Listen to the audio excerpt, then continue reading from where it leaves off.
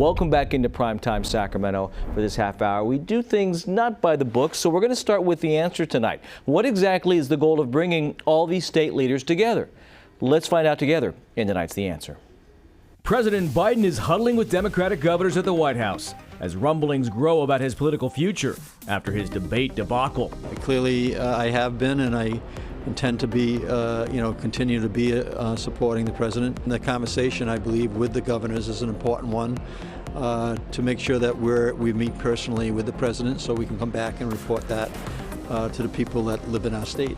It's reported the meeting came about after a call with governors discussing a role they could play to be supportive for the president.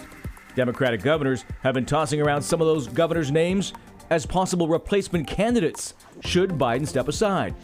A senior House Democrat tells CBS News that at least 25 lawmakers plan to sign a letter in a matter of days asking the president to do just that. The president cannot make the kind of effort that we need in these closing days to prevent Trump and his gang from taking over. But some of the more than 20 Democratic governors meeting with the president say they plan to back Biden and hear him out. The governors just want a direct and candid conversation with the president. We want to make sure he's doing okay. We all know him. I think we also want to talk about strategy. When governors get out there, we put our own credibility and brands on the line. And that's The Answer.